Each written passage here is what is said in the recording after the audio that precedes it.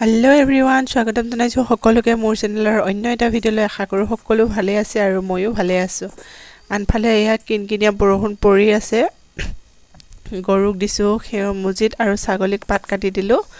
এতিয়া ছাগলী গৰু পাত খোৱা বোৱাত লাগি গৈছে। আমিও খাই বৈ লৈ এতিয়া ভাবিছো কাম বন কৰি অলপ নিজৰ বাবে কিবা এটা প্ৰস্তুত কৰো।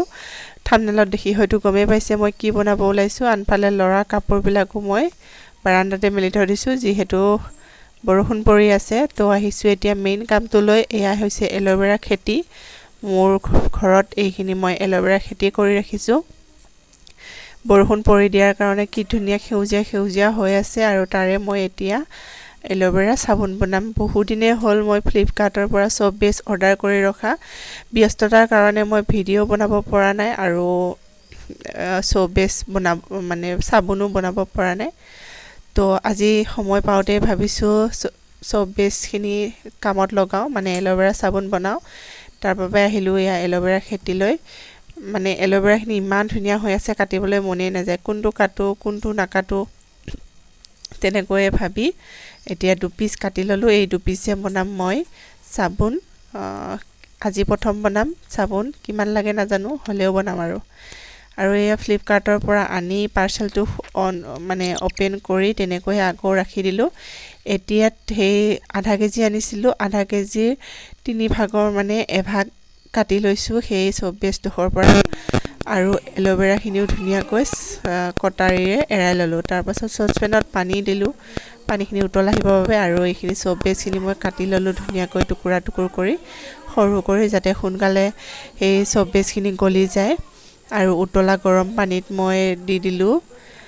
পানীখিনি বহুত বেছিকৈ দিছিলো মই সসপেনটোত, তাৰ বাবে মানে লৰাবলৈ অসুবিধা হৈছিল, মানে ভয় আছিল পানী সোমাই যাব বুলি বাটিটোত।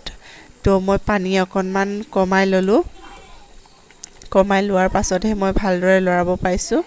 আৰু এইখিনি সম্পূৰ্ণ গলা হোৱাৰ পাছত মই দেখাই আছো। আৰু দিয়াৰ লগে লগে গলিব ধৰিছে অকণ সম্পূৰ্ণ গলালে ৰব লাগিব। সম্পূৰ্ণ গলি গল, এতিয়া মই ৰলো। তাৰ পাছত ইয়াত দি দিছো মই এলোভেৰাখিনি, যিখিনি মই একদম কটাৰীৰে ধুনীয়াকৈ ৰাখিছিলো। চাকি লোৱা নাই, মই তেনেকৈ দি দিছো। এতিয়া এইখিনি ধুনীয়াকৈ মিক্স কৰিম এলোভেৰাখিনি সব বেছৰ লগত। সম্পূৰ্ণ মিক্স হোৱালৈ লৰাই থাকিম। আৰু বহুত বেছি লৰালে ফেন উঠি যায়, সেইকাৰণে বহুত বেছি লৰোৱা নাই। মিক্স হৈছে মাত্ৰকে মানে হৈ যাব। এয়া মোৰ সম্পূৰ্ণ মিক্স হৈছেই। এতিয়া মই কি পাত্ৰত বনাও সেইটোও চাব, দেখাম আপোনালোকক। এয়া মোৰ সম্পূৰ্ণ হৈ গ'ল। এতিয়া বলক বাকিখিনি কাম কৰোগে। আজি প্ৰথম বনাইছো সব বেছেদি সাবুন। কিছুৱে কয় মানে ঢিলা হয়, কিবা কিবি ধেৰ কমেণ্ট বেলেগৰ ভিডিঅ'বিলাক চাওঁতে গম পাওঁ। আৰু এইকেইটা হৈছে মোৰ ল'ৰাটোৰ খেলা বস্তু। সেই খেলা বস্তুকেইটাতে অকণমান মিঠাতেল লগাই দিলো।